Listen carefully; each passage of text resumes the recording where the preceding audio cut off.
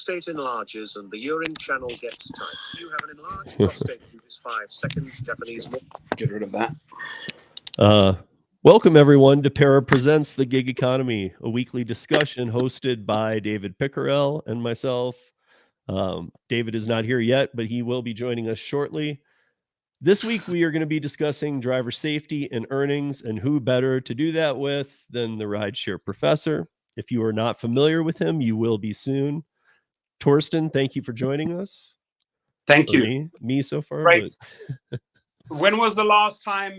About 2 years ago, right? Yeah, that's so. I was just saying that, I had to go back and look. So it was when, oddly, I was saying to Torsten, I was like, it's funny that I remember this, but you were going to a Foo Fighters show. I remember. Right. Not he was working it. He was going to one that night. And I remembered.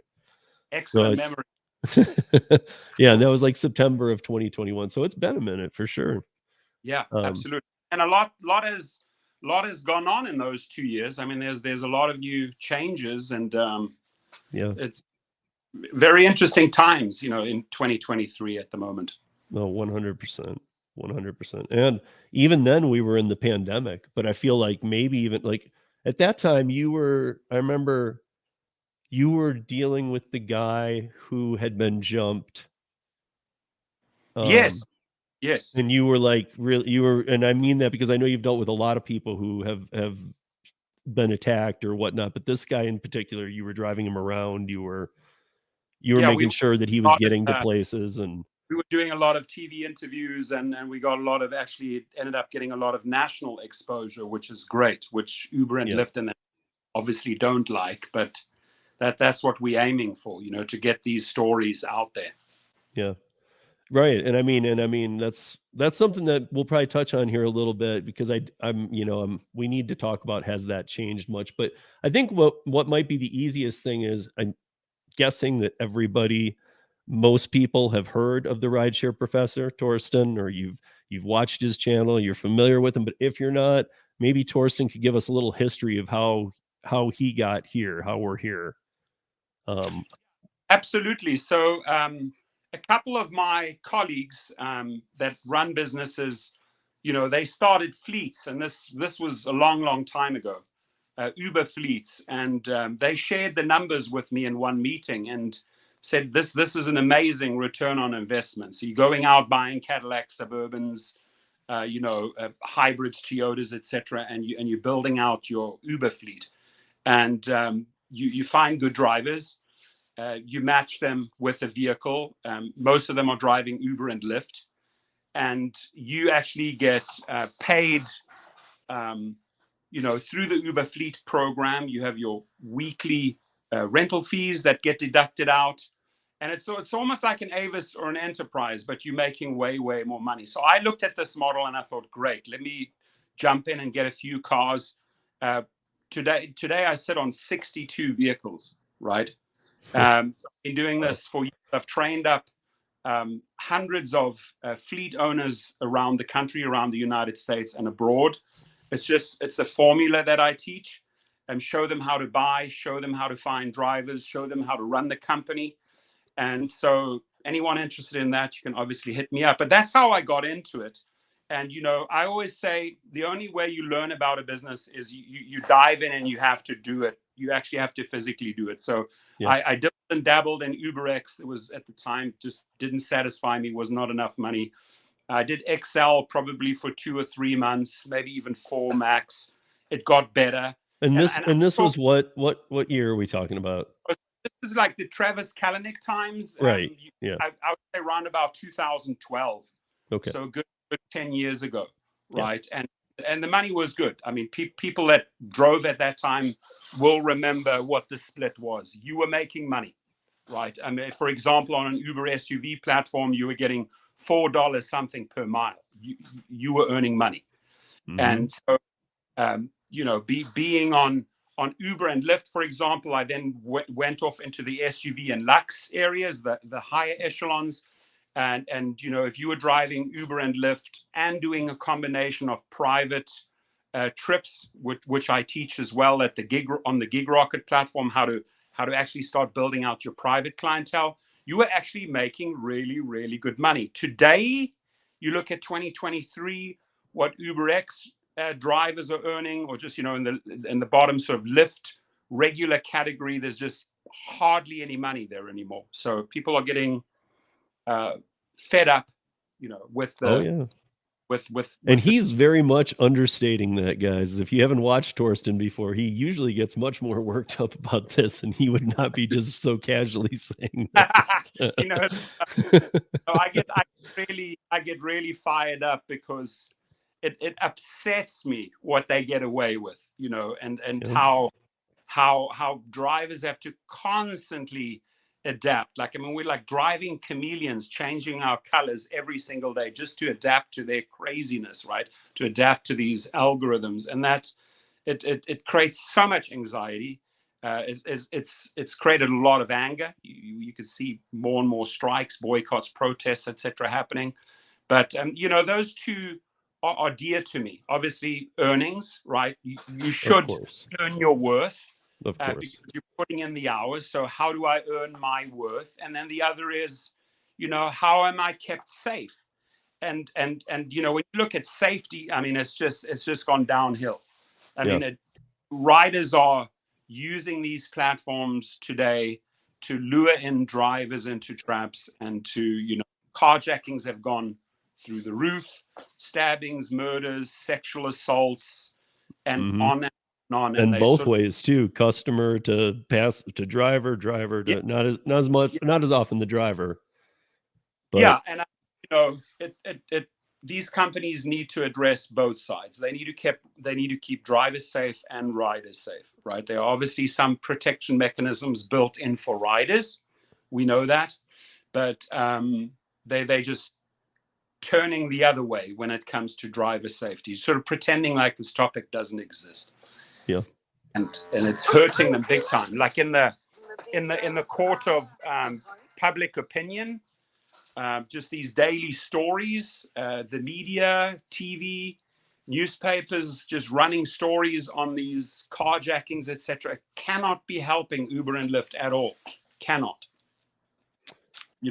So speaking of the sexual assaults, I heard you hit on that. That is what the last time we did a podcast, that was kind of the main topic. We might have talked about a couple other things, but it was pretty much that. And there was a lot of it going on. This was 2021, just a little past halfway through the year. So, I mean, guys, we were probably, like 15, 16 months into the pandemic, and it was weird times still. The last time we did that, regarding the violence, sexual assault that were being done around the rideshare space, other spaces, since that podcast, which was, end of 2021-ish to now, have things gotten better, same, worse, in your opinion? Honestly, I think they've gotten worse, and I'll tell you why. I did a study. I did follow up and speak to a lot of female drivers around the country, and I was horrified when I heard that these perpetrators, for example, a drunk rider gets into the car, has a female driver, right, and thinks that because he paid that trip, he can do or say what he wants. It's not just about it's about the comments that they make, sometimes even physically reaching out, trying to touch them, or I mean, it saddened me that a lot of these women reported that a lot of these guys that maybe did get kicked off were back on the platform in another lady's car two weeks later, right? So the problem is, the problem's not fixed. The rider, creates a new email, uploads another picture, and they're back doing the same shenanigans. And there were a lot of interviews done with women, but obviously also, it goes for both sexes, male and female, and it goes both ways. I mean, you have problem drivers out there that are using platforms for the wrong reasons, right? Yeah. And getting a little bit too flirtatious towards customers, and I want to remind drivers, you got to be really, really careful what you say. If you say, "Are you wearing a beautiful dress today?" It can be taken the wrong way, right? Next, you have a whole write up against you, and you're defending, maybe even kicked off the platform. So you have to keep it a professional at all times. You cannot cross that line, right? Words wise, physical wise, both, right? And so there are drivers out there that use the platform for the wrong reasons, but there are many, and I want to say male riders, taking advantage. If they do have a female driver, and they think, okay, here's my opportunity, and they'll try it out. They'll try their luck. These women don't enjoy that, and I don't know what the exact percentage is of male to female drivers on the platform on Uber and Lyft, but when I look at my YouTube analytics, it's 92% male, 8% female, right? Yeah. So I would guess that the majority of gig workers out there, obviously if you do, especially in the rideshare space, we're talking in the rideshare space. I mean, it's sort of a male business. When it comes to food deliveries and that, the percentage looks completely different. That's a much even playing field, right? But they don't have the issues of sexual harassment, etc., in food delivery, so it saves space. But on rideshare, it's gotten worse and worse, and sadly, if situations break out in the car, it sometimes escalates, right? It escalates to something bigger, and we've seen female drivers get murdered. Who knows how it started off, right, in that car? But there are a lot of stabbings and murders reported, more than ever before. And again, a lot of that data doesn't even make its way into the statistics, into the books, right? A lot of that data is just pushed aside. So I think what we see as numbers, they declared their numbers for the first time, Lyft and then Uber, what these sexual assaults were. I think that's a fraction, honestly, a fraction of what the truth is. Yeah, I mean, who's conducting these studies too? Exactly. I mean, if you guys got to, I mean, this is just common sense, guys. If Lyft or Uber has any hand in that at all, even if it was, no, we didn't do anything monetarily. We just suggested, I guarantee you there's a money trail there. Exactly.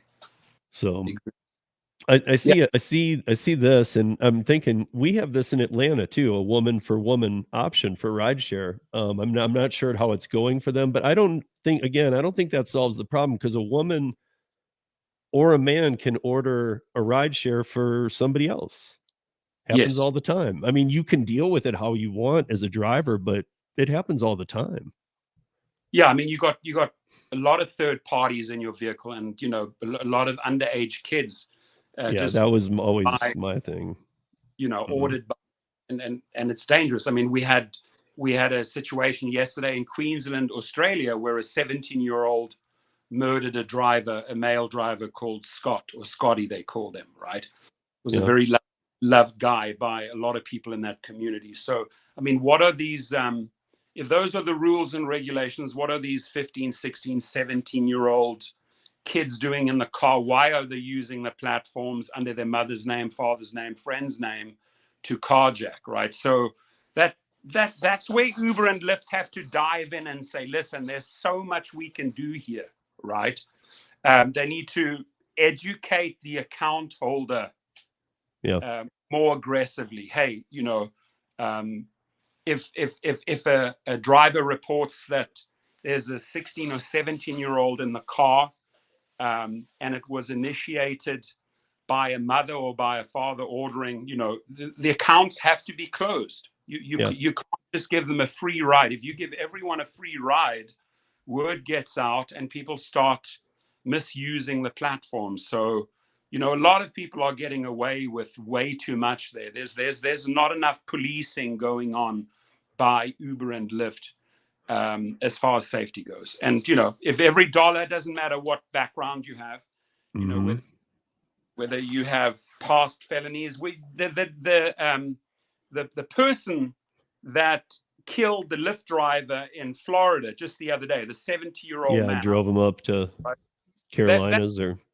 That rider in that car was wanted for a murder in another county, right? So Yeah. where are Uber and Lyft collecting their data from? They're probably not collecting anything at all. It's okay. Whoever's in that vehicle, Yeah. you know, as long as they pay, as long as they have some sort of prepaid card, or if they're a third party, somebody else is paying. We don't ask any questions. That needs to stop. That if I know that a lot of these executives at these companies tune into your show, so I would like to tell them directly, it needs to stop. You guys have to do a far, far better job when it comes to safety. 100%.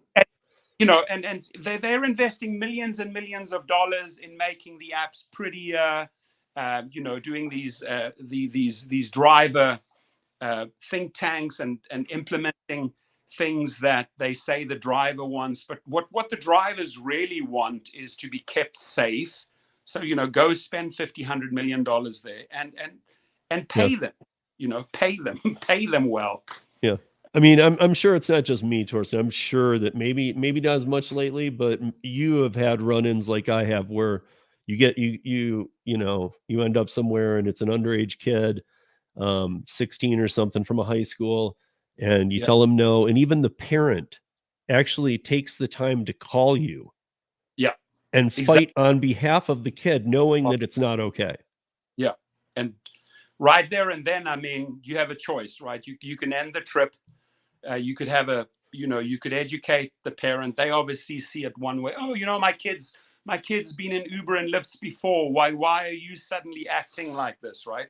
Yeah. Well, lady or father, you should know. You should know better. You should know what you signed there. Your kid cannot be in the car. Now, if it's a licensed vehicle by the state, a licensed transportation vehicle, obviously it's a whole different story. That's where underage kids can travel on, but they're not willing to pay that money. They're not willing to hire a TCP driver for a kid in California. It's too much money. I mean, I did limos for about just a little over a year, and right as I was starting kind of rideshare too, so I was doing both at the same time around 2015. So cool. Yeah, and so I had to, like paying your dues coming into a company. My dues were end of school season, taking high schoolers. That's what all the drivers wanted. They didn't want the proms. Right. And so there you get the proms. But I mean, even at the proms, you have some parents' card. I don't even know if I can say one time it didn't happen. Every time that I would go pick up kids, there was some parent, at least one, that came out and met me. Definitely. They want to see. It wasn't like how they treat rideshare, where they're just getting in and going, my parents know I'm using their account. It's like the parent came out and said, hi, thank you for doing this tonight. Is there... As you for a private driver, right? Yeah. Exactly. And then, entrusting a child with a driver it's a huge thing. And I just want to tell any driver out there that does Uber and Lyft, if you ever think of going in that direction, you are a true independent contractor. You set your rates. Mm-hmm. Driving children for parents is a big money maker, as long as you learn how to communicate, with the parents. We are here.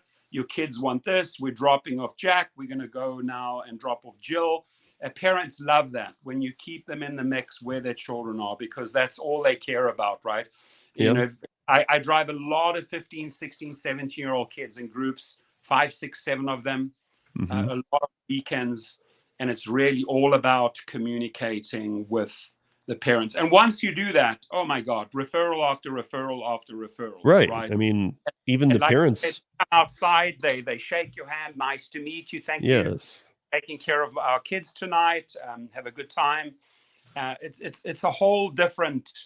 It's a whole different way than picking up an underage kid on the Uber and Lyft platform, where they already know what they're doing is wrong, and then they try to, sort of BS their way into the car. And if you're a veteran driver, you can see if the kid's underage. You can see that they, using another account, and you just have to learn, where do you draw the line? Do you allow teenagers in your car and accept anything and everything, or do you actually play by the book? You guys, one thing I will say to the end of my days on this one, guys, don't take minors. 100%. You know, first of all, the insurance companies don't even really have the 50% of your back they're supposed to, unless you're like in phase 3, 0, 1, and 2. They have some wiggle room to get out of it. So you're really just left with your insurance. And I don't care what policy you're carrying. If you're not licensed to take a child, it doesn't matter what written permission or anything you have, you can't be taking that child. Exactly. So if you got in an accident, and I mean, God forbid, but if you got in an accident and your car crashed and the kid died and it wasn't your fault, it was a drunk driver even, you still are very much on the line for that kid. Absolutely. And they will come after you. So you at Uber and Lyft are going to protect you in that lawsuit? Absolutely not. Right. They said, well, you should have said no to the kid. So now they'll push all the blame on you. And like you said, God forbid, I hope it never happens to anyone. I hope no one gets into an accident with an Uber or Lyft underage kid on board. We just pray it never happens. But it just may happen one day. Yep. And you picked up the kid in the wrong place, wrong age, and you ended up in an accident, and then it's over. It truly is over. Yeah, I 100% agree. I mean, I think those kind of things are what people don't get. They're like, well, I got commercial insurance now. Okay, but I don't even care if they told you wrong. Your commercial insurance isn't covering that. I don't care who you guys can call multiple places. They'll all tell you the same. So exactly. So if somebody told you differently, I would go get a second opinion, by the way, because I'm sure Torsten, just like me, I still get people who are like, wait, what do you mean you can't take minors? Now, they might be newer to the rideshare game, but I'm always blown away by that. But not even just like, oh, you didn't read the TOS, because I know a lot don't, but that just seems like common sense to me anyway. I mean, like 2015, when there really wasn't anything about this out there, I knew not to take a minor. Right. And I mean, it's been in the terms of service forever. And, maybe it's our job to, sadly, it's our job to educate these parents. Sorry, I can't take your kid. It's Uber and Lyft that should be sending out reminders constantly, right? But you and I probably both know the same reason why they won't do it, though. They won't risk anything that loses them $1. Nothing. They will take $1 from anyone with any background, any age. Yep. That's they'll take $1 if they're putting you in danger. 100%. And that's another big problem. So I mean, that on its own, a lot of you guys might be like, a lot of people listening might be like, I don't know if that's quite true. I'm telling you, I have seen situations. I've talked to drivers. I know Torsten has too. That I'm telling you guys that they know what's sketchy, what's not. They're putting people in danger. They know it. They know exactly what they're doing. But you've signed this arbitration agreement. You basically signed your life away that you can't go after them. You would have had to opt out of every single agreement from the day you drove. Every time it was updated, you would have to opt out. And there's very, very people that opted out from the very, very beginning, from day one, right? So if you truly have opted out of every single one of their arbitration agreements from day one, you would have some legs to stand on if it went into civil court. But everything gets pushed to an arbitrator. Insurance will, they don't want to pay out. They'll fight like crazy, and Uber and Lyft are notorious for not paying out. So good luck driving underage if you get into an accident. Just an absolute no-no. And we need to get that across. I'm glad that you and I are so aligned on that. But there's still drivers out there willing to take that risk, and I hope you don't pay the price. I hope it doesn't happen to you. I really, I don't understand how that risk is worth it. We're talking dollars now, and I'm not, any amount of dollars shouldn't be worth the risk, but I'm saying we're talking minuscule amounts of money, and they're taking the risk. That's just ridiculous. It is. This is where I was hoping David would be here. Hopefully we'll be here in a second. This was part one. I really wanted him to touch on we've talked about it before on this weekly program, the personal dispatch system at Para, because a lot of that is about safety too. You can, there's now a thing being worked on for like areas of area codes that you can zone out that you don't want to work. Okay. That's another feature, like. Great feature. And as an independent contractor, you should be entitled to that, right? So the companies may not like that feature. Yeah. And again, it's going to cost them dollars here and there. Yeah. But these are all these perimeters that you can build in with great apps like Para that you basically get to choose, or you get to choose who you want in your car. Well, I'm going to cut out those zip codes. What was that other thing you brought up? I love that flagging feature. Yeah, the flagging feature is big. I mean, these, it's like they took away the DoorDash tip transparency, you guys. And I know you all remember that because we talk about it all the time. But here's the thing. That was just one thing. Like the flagging feature to me is huge. That's a huge feature. That's, sharing that information with other drivers. Yes. Preparing other drivers. What that individual may have done to you in your car. You may you may save another driver from a lot of headaches and a lot of frustrations and a lot of money with this flagging system. So yeah, and you're right. People tend to remember Para, DoorDash. No, ladies and gentlemen, it's so much bigger. It's so much bigger. You got to really move on from just this Para DoorDash relationship. You got to look and just go do yourself a favor. Go to the website and study all of the features that they're bringing out. And it sounds like he's really trying to make an all-encompassing, an app that takes care of everything. Yeah, right? we even have ParaWorks in there now, and it's launched in a handful of cities. I mean, like we're offering better paying gigs, but like any startup, this too, Torsten, we were talking backstage before we started, but yes, we have one of the biggest things that Para has is a database of active drivers who are good at their job that we can recommend to these platform or these restaurants and things that don't want to work with DoorDash upcharging 10 to 30% an item, adding in 15 subline charges, and I mean, paying an extra $100 for $20 in food.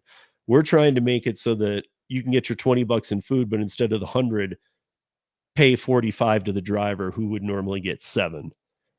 Great. And just kind of take out all the BS and no more upcharging and that kind of stuff. And it's been interesting. We have some bigger companies coming to us, but we have to prove that we have enough drivers in the market for them to get interested. Yeah, but I mean, even in those small markets, you'll always find 50 or 100 Para drivers, and just that data alone can be essential for a small market. So big or small, whether it's a metropolitan city or a small city, you'll always be able to provide solid data, right? And and this is what drivers, drivers is not just about getting behind the wheel, switching on your app, fulfilling these trips A to B. You got to really start looking and analyzing data, right? Especially in your first your first 4 to 8 weeks. Where do I earn the most money? What times? Which companies? And if a company is doing all of that for you, I mean, how much easier has your life suddenly become, right? Yeah. Especially if you're in control of it, which is again why I can talk on behalf of David on the personal dispatch system. It's just something that it's been his drive. I actually talk to him all the time about it and I love it, but it's more than just your average filtering app and other things like that. And, collecting miles and helping you with this or that. It's actually like, I know that those filtering apps you tweak out however you want to, but he's kind of thinking outside the box and beyond into like, not quite like a Chat GPT AI, but an AI that actually learns from you what you like and tries to make sure that's what you're getting, not from the platforms though, who do opposite. So if people are thinking, yeah, that's what all the platforms do, and then they work it against us, this one would actually work for you. Yeah, well, the platforms, as we sort of move, 22 into 23 and beyond, it's less and less transparency. Keep the driver in the dark, right? Mm-hmm. Comes a guessing game. So and actually Para is moving in the direction of more and more transparency, using the data and really showing you what works and what doesn't work, right? Because the algorithm, if you look at the algorithms and the way these engineers, are designing at the moment. I mean, we briefly touched on this, the upfront pricing or the trip radar. This is like, you are completely in the dark here. If you do not have this one-on-one conversation with your rider afterwards and compare apps and how much did you pay, look what I earned, you'd never know, right? Yeah. And I'm actually enjoying a lot of the text messages and emails and screenshots that I'm getting, is because more and more, even Sergio and a lot of the other guys are promoting, the cherry picking. Take what's your what you believe is your worth. Don't drive for pennies. Start comparing, communicating with riders. Get that data, get that transparency, so you're in the know. You got to see what these margins are. You can't just blindly go in there and start driving 8-10 hours and say, oh, I hope it adds up to something, right? So yeah, transparency sadly has become less and less with these rideshare companies. They don't want you to see what that rider is being charged. And riders, you think riders are happy? They're just as unhappy as we are at the moment. Oh yeah. Through the roof. The whole system is, yeah. But so while we're on transparency, so as long as I've known David, which was before Para, met him very shortly after the pandemic started, like days actually. It was like April 2020 when David and I met, and he was doing autonomy.jobs before Para. And him and I have been about 100% transparency. And we said, listen, if they can get to 100% transparency, don't penalize us for not taking offers or rides, and show us everything we need to know, miles, upfront fee. Even if the pay is horrible, that becomes on us, and it feels more like an independent contractor role. Totally. But now I'm starting to even want to add to that a little bit. And I'm thinking like, because, if they're doing all that, and I still stand by this, we really don't have anybody to blame but ourselves if we're taking bad offers. Correct.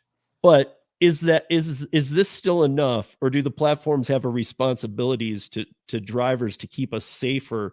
Real names, real pictures, RF codes that know that your phones are in a proximity of each other, so you got the right rider and the right driver.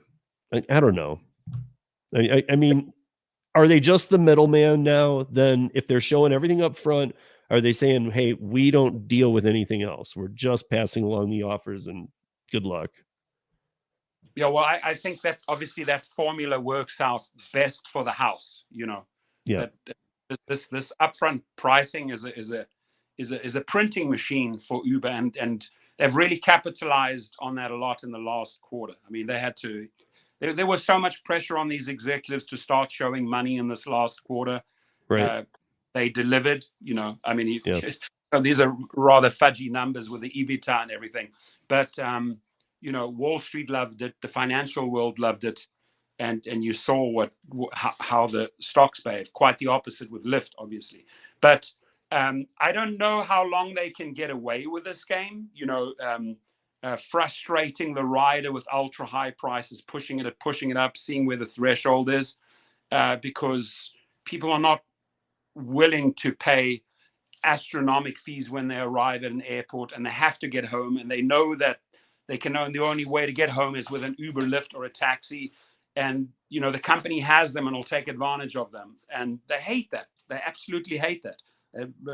I couldn't pick up my wife a few months ago from the airport, and she said, don't worry, I'm going to take an Uber and Lyft, and she was sending me the screenshots midday of what these guys. Wow, I was blown away what they thought they could get away with. So riders are upset. Drivers know that communicating more and more with riders, they realize what the split is, and it's almost looking more like 70 for the house, 30% for the driver. Yeah. Or 40-60 if you're lucky, right? And you're right. The driver has to make the choice.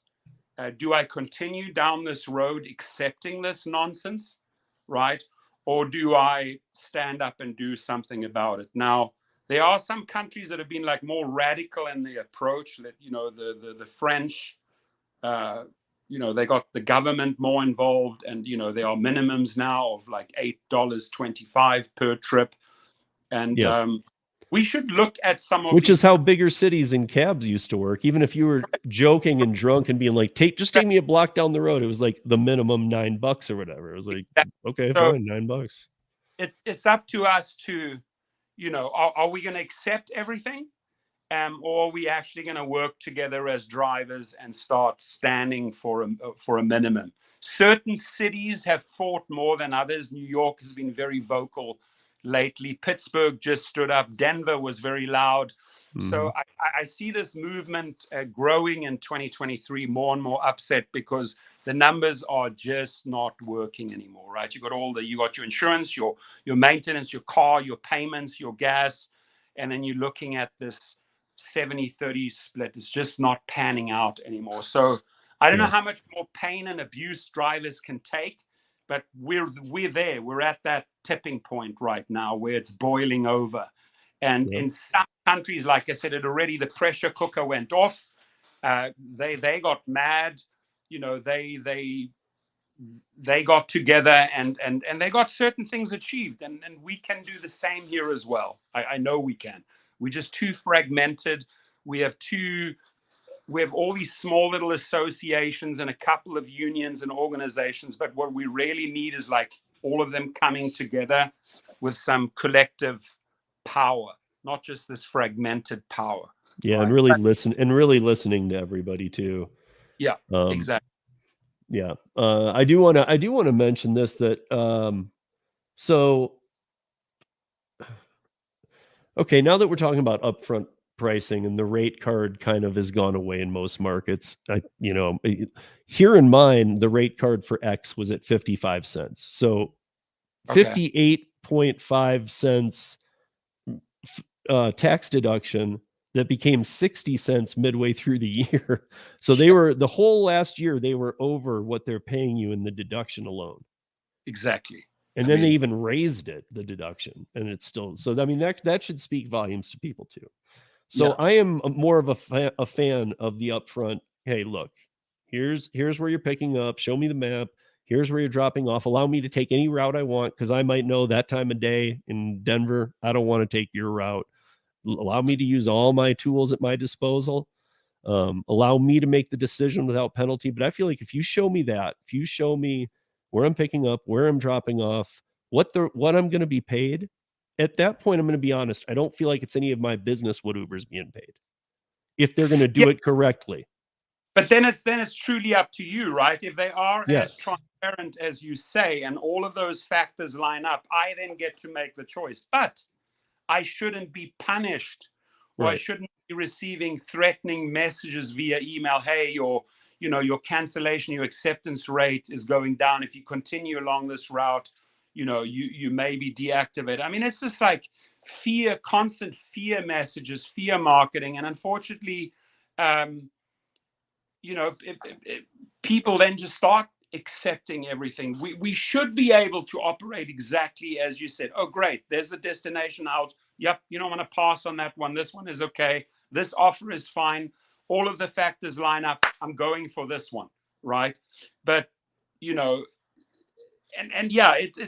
it sounds more and more like smart cherry picking, but the threats should be left out, or the deactivations should be left out. It's just like, I mean, how much of an independent contractor are we truly at the end of the day, if this is like sort of like this double standards that they're constantly playing, right? But yeah, I agree with you. If everything was, if it was a safe environment to work in, we didn't have to fear these messages of fear deactivation, then yes, then it's truly up to the driver. What are my standards? My standards may differ from yours. I may have a car that I bought for $6,000. The other bought a car for $35,000. So some people are setting the bar a little higher per trip, some a little bit lower, right? So, it'll sort of even out, because there's a lot of... And the worse the prices, the worse the cars are going to be. Right. I mean, hands down, that's... I remember when Uber had like, when I was proud to wash my car every day, when I was proud to put gas in it at the end of the day, because I knew, okay, in the morning when I wake up, it's gonna be perfect. Yeah. So I'd do all that after my day was over. But that, that pride that you and I had, we're going years back now, right? 2015, yeah. Right now, because even just cleaning your car, and that just adds to your expenses. You are right now cutting everywhere, right? Yeah. Like you're even driving, and I didn't care where I filled up gas at that time, because I was making money. Now people will drive 10 15 minutes and maybe save 20 30 cents per gallon at a specific, like, this is where we are right now, is that we have to look at every cent, right? Yeah. And keeping that car clean was associated with cost, whether you took it to a valet service, whether you took it through the car wash, right? You were okay spending that money because you were making the money, right? And that's sort of that's gone. I mean, I've sat in the back of some Uber and Lyft cars. It looked disgusting in the back there, right? But there's no motivation. There's no motivation for the driver to clean up, because you're paying me pennies. So why do I do all this extra work for you if I'm not even going to get a tip from you, right? And I'm get paid. And I understand the tipping. I understand where the rider is coming from when it comes to tipping, because the riders' rates have shot up 38-40%, right? The money is just not there for that extra little $5 or $10 that they used to pay gladly 5, 6, 7, 10 years ago. They would gladly pay that. That money is not there for the rider anymore. Just that free money to hand out. So you're not getting, if you're seeing your tips diminishing, if people are not valuing you and paying you a tip, you say, well, why should I keep my car clean? Why? What? So I mean, it's deteriorated, the service. It really has. Which is weird. Like, you would never take your wife and you out to a dinner and just have enough for the dinner, not the tip. Exactly. You would never do that.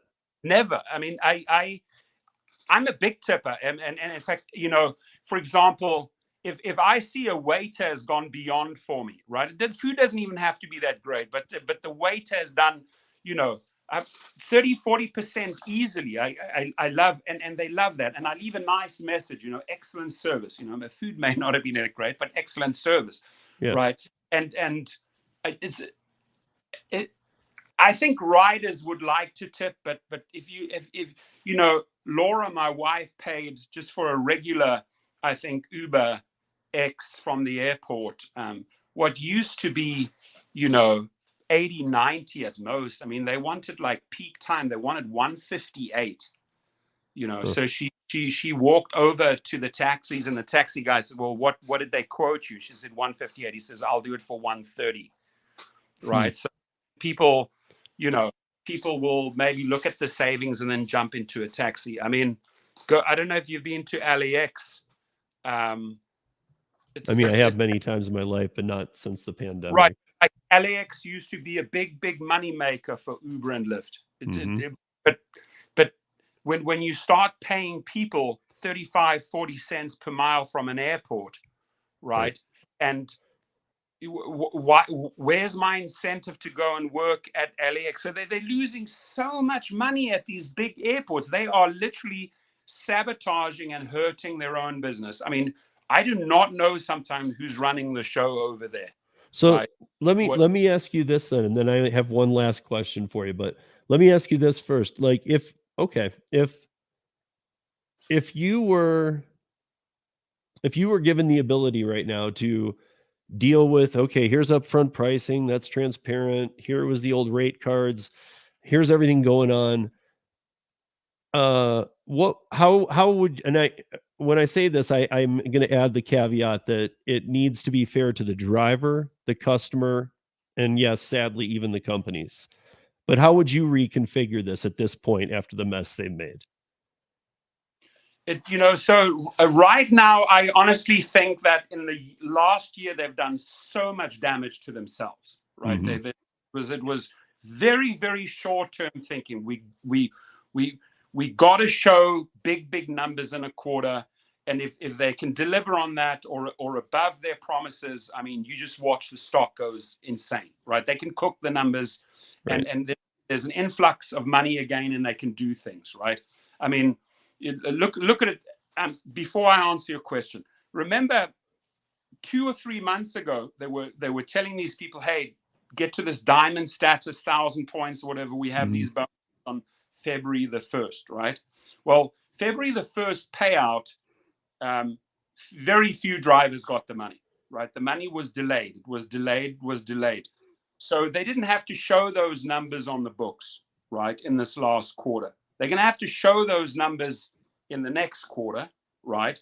But they basically said, and I read the messages, like if he was like, where's my money? I'm supposed to get paid. Oh, sorry, there's a glitch. There's a problem with the system. It'll be in the next 6-7 days. So they delayed the payout so that they didn't have to show these monies that they paid out. So they really cooked the books in this last quarter. They really did so much damage. Now, going back to your question, the upfront pricing, if everything were aligned, if the rider felt, okay, what I'm paying here is fair, and the driver truly had the choice to use upfront pricing as an independent contractor, right? Without any punishment if they choose not to.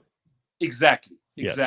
And the company that would truly be the best recipe for the safest recipe for the company moving forward, right? They would consistently make money, and they could grow it organically. But I think they've done so much damage, because how do you start bringing the prices down if you've already jacked them up so much for riders? You can say, oh, you know what, we're gonna cut your prices 20%, right? We want to feel good about it. No, it's hard to adjust right now, right? And the drivers have been burnt. They really have been burnt. They've been pushed and squeezed like a lemon, every last little drop out of them.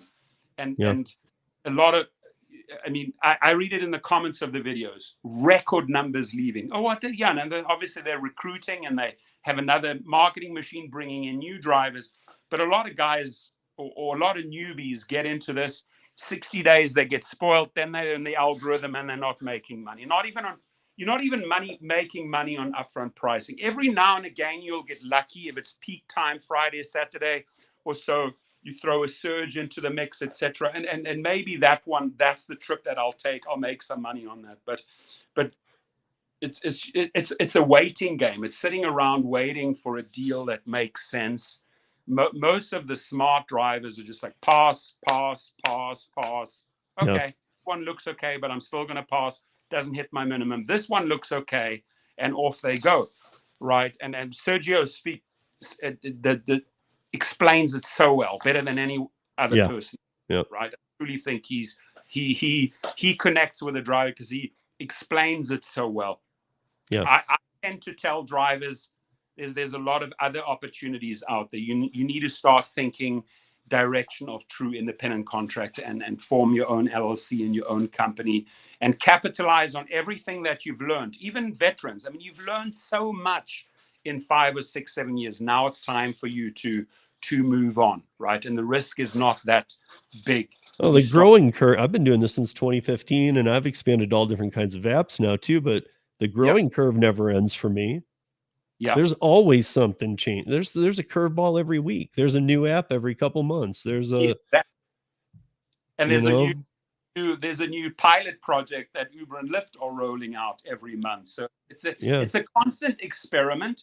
I mean, we're like little guinea pigs that constantly get experimented with.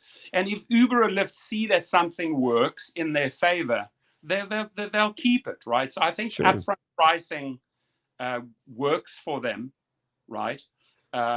It's just if they cut it down too much, it goes back to like here it is 15 months ago, you and I were doing a podcast and we were talking about these two companies, the two rideshare giants in the United States, on a race to the bottom.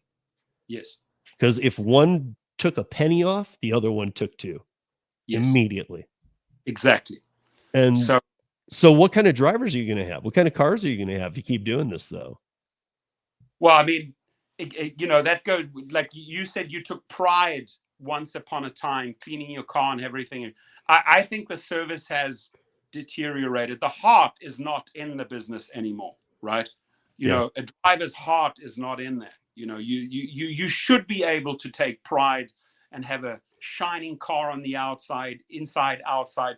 You know, if you are a limo driver and you have your own company and you're doing private clients, believe me, that pride always stays there every single time. Oh yeah. That pride is there, right? But with the way you've been treated, with the way you've been kept safe, zero safety, with the way you've been paid, you know, why should a driver show all of this pride and additional work? You know, when you, like tips, like what is a tip? A lot of people say, I don't even get a single. People say I don't even get a single tip. Man, that upsets me, because there was once upon a time where every second trip was almost tipping to some degree. Doesn't matter what dollar amount, but those tips added up and paid for your gas for the entire week. That's gone. It's gone, you know. And of course, but like you said, they took the driver rate down, they brought the passenger rate up, and let's be honest, if this goes right into the last thing I want to discuss here, is that, let's be honest, the one company that reported a profit, those profits weren't from the 2.1 billion rides they did. It wasn't from rideshare or from the food portion or any of that. It was from investments. Right. And even that's questionable if it's profit, really. I don't know. Well, I mean, you know, the EBITDA, the way they are reporting on the numbers, is probably the most, you know, wishy-washy. The people, true investors, would never really back Uber and Lyft, right? You might say, okay, Lyft is down at 9. There's a chance. You know, I made some money when it was down at 9. I said, how much lower can it go? It was on $9 something. And I said, you know, if it goes up to 14, I'm going to sell. I've made good money, right? So I bought it just to play money, couple of grand, right? And boom, it shot past 14. It went up to, gosh, what did it go? It went up to 17 something. And then Uber announced its numbers, Lyft announced its numbers, and it just tanked like 30 something percent, right? So people are still playing the markets with Uber and Lyft. There's a lot of volatility. Oh, sure. But there's nothing consistent there, right? You go in and you spend all this money on driverless cars and get into bed with all these companies, and then a couple of years later, you're selling that again. It doesn't make sense. Autonomous VTOLs. Yeah. I mean, you remember as well as I do, in the 2016-17 era, they were going to have vertical takeoff and landing cars, and come on guys, we barely can land a drone correctly. So it's but again, it was just, you know, creating some hype in the media to keep investors happy. Look, this is where we're going. I'm sorry, I don't see any of those fancy vehicles out, not happening for quite some time. It's still going to be rideshare and food deliveries, and they better do a good job surviving. Lyft is in dangerous territory, super dangerous territory. And that's what I wanted to end with here. Was, I know that for years you've been dealing with this. I know you've got some history with these companies. Yeah. We all have history with these companies. You have a little different history with these companies. So they've really gotten under your skin. I know that you help teach people to do their own businesses, or maybe even have a couple car fleet or whatever they're doing, or even just be single person. But what happens? I mean, like, I think we can all see what's going on with Lyft. It's not just losing money right now anymore. It's in a straight nosedive with, I don't think, any sign of, I mean, they tried to go to other countries. They're not anymore. They talked about the food space. They never did it. Micromobility, failure. I mean, Lyft is kind of, here's how I see Lyft. I don't know, maybe you see it differently, but I used to do a ton of Lyft, a ton, until like about 2018. They just hit the brakes and decided the things that they were doing, which in my market were better, let's just follow Uber out of nowhere and do exactly what they're doing. And it happened in like a day. And all of a sudden I found myself laughing about Uber all this time while I was doing a lot of Lyft. Now all of a sudden I was going to Uber because Lyft was doing the exact same thing, but paying less. Yeah. And ever since then, it's gone downhill. Now, where are we at though? Now they've gone public. They're at the very bottom of their value. What happens? And what happens if they do go under? Well, I think what I think obviously counted in Uber's favor is they had the food delivery side, and they did very, very well during the pandemic. What Lyft had to offer during the pandemic was the same old, right? Yep. Like you said, they were followers. They were not creators. They just followed in Uber's in Uber's footsteps.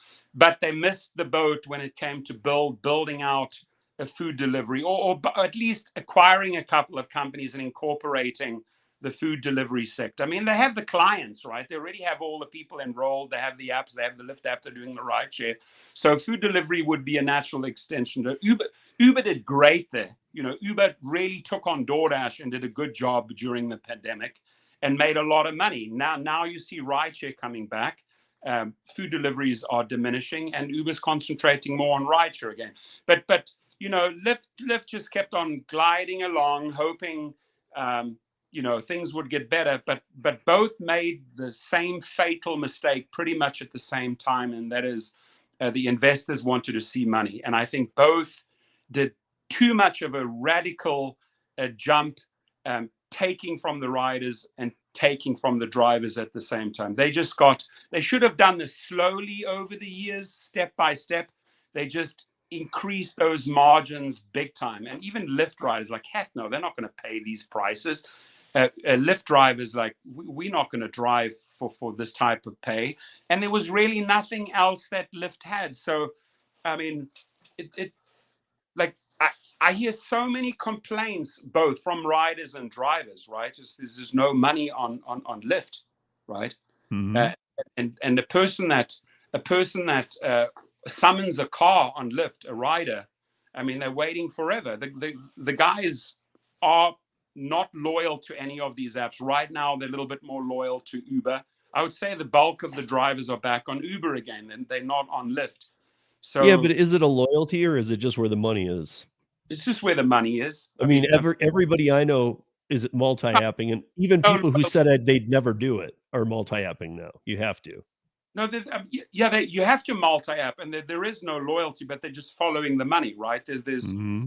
Uber is busier right now, is more flush in money, and Lyft can't keep up. I mean, it's just I don't know. I wish Logan Green and John Zimmer well, but you guys, you stuck in a big problem right now. I don't know how they're going to get out of it. I don't either, and that's a fear of mine, because how much worse can Uber get? Well, one true sign would be if Lyft went under, because little rideshares start up here and there, but we haven't seen any go national or really be another contender. Maybe small markets. Anybody that swoops in and gets Lyft at the right price is obviously going to get a big client base. There's a lot of app users there, a lot of downloads already on the phones. So who knows? Maybe it needs to go down to $5 or $6 before maybe Google or someone swoops in and buys them out. But I mean, my call right now, if I'm the coach of Lyft, I'm calling the audible. I'm telling them, go full transparency, pay the drivers more, do everything that we're not doing, and bury Uber right now. Right, and it's the only way they would survive is to play that game, right? I mean, it's time. They can't keep on following Uber's lead, because that's just leading them downhill, right? Then they'll have to do something pretty radical, like you said. Let's go full transparency here. Let's treat the drivers like true independent contractors. Let's a big push to get the drivers and the riders back, and they'd have to do it now. They can't wait another 2, 3, 4 months. It's got to be done now. Yeah, it's at $10. It's at $10 a share right now on the NASDAQ. I mean, that's not good, you guys. Not good at all.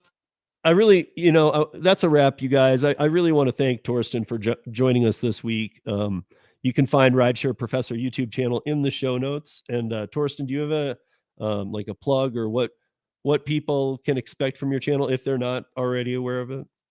Well, I mean, go to the channel rideshareprofessor.com and you'll land on the YouTube channel. But I want to plug this, right? And we started another company called gigrocket.com that really truly teaches you how to take whatever you've learned in the Uber and Lyft world and to move on. And to move on to become a real, true independent contractor and start your own company, right? The risks are small, right? And we've trained up a lot of people. So that's the one thing. And again, if anyone gets deactivated by these companies, whether there's a false accusation or somebody said you were drunk or driving intoxicated or smelled of marijuana and you find yourself off the platform, come to us. We've probably fought about, I think I looked at the numbers today, 1,850 cases already, reactivation cases, right? So let's help you out on that end. And I'm all about business. My background is all business. Yeah. And I'm not shy to call out the companies. I say it as it is. I've got nothing to lose, right? Yeah. So if you guys don't know that about Torsten, he really is. He'll go with somebody who, I mean, I know of a couple instances where some driver got beat down or something, and Torsten goes with him to deal with it. Because you know what? After an occurrence like that, it's easy for these companies maybe not to buy you off, but to shove you out of the way and make you not feel wanted around the scene. Yeah. When really, I that had the you need to be in the scene right then. Yeah, the guy with the Snoop Dogg. You remember that story? Yeah. We got that guy a big settlement, right? Yeah. Because what the companies did there was bullshit. It was absolute BS, yeah. Right?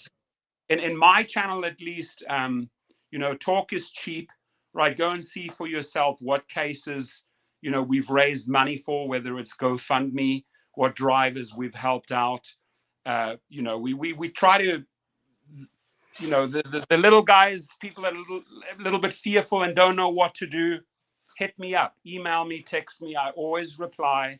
I'll always steer you in the right direction or try to give you my best advice, right? And I will always keep on calling out these gig companies. Every time, in the news, every single day you go on Google, there's obviously news stories. You get a lot of your stories from there as well. Oh. We got to keep it real and keep the facts straight here, right? We can't have them muddy the waters. We got to really talk real numbers and real safety, because without the safety, I mean, what is the money? There's no money if you're not safe. Yeah. People are afraid, Yeah. And as much as they want to make money, there has to be an end where they actually get to a point of this customer needs to be off the platform. Not, hey, does he have money? Then he can stay on. Exactly. Thank you. That's you and I, total alignment when it comes to that. And I'm excited already for our next show. And it's sad we didn't have David on, but let's make that happen with. For sure. David is in Mexico right now, you guys. He had a great connection earlier when we talked. He said it's been a little iffy, but I know he was trying. So next time he'll be back here. So, but I think that we had a great conversation here, and I think that this is kind of stuff that people keep needing to hear. People might go safety, boring, but you know what? There's stuff to be, even if I'm safe, or if you say that and you're like, I don't need. There's stuff to be learned in these things. It might just be little things. It might be a big picture. Even I don't know. Makes the difference, right? Just if you don't have a dash cam, maybe investing in a dash cam could make all the difference. Yeah, and I know that I have 2 dash cams in mine, and one of them is display ride. Yeah, good. I know that Abdul. I know that you endorse that. I know I don't have an affiliate link, but I will tell you guys it's a free camera. While you have you just pay for the service. He sends you the camera for nothing. And these carjackers the carjackers they see a dash cam, they steal the dash cam, right? Because they don't want the there. But with a display ride, it's too late. It's already in the cloud. So in fact, when you pull the display ride off, it says it'll stop recording in 2 minutes. So if they're running with it, you're actually going to know where they are for 2 minutes. Good. But, cool. Thank you so much, my friend. Thank you. Always good to talk to you. And you guys check out his channel. We'll be back here next week with more parapanelists and different gig topic. And everybody have a great week. Next time we get dressed again in our Adidas here, we got and the white go. Sponsored by Adidas. Okay. Good night, Torsten. Good night, everybody. Have a good night. Good night.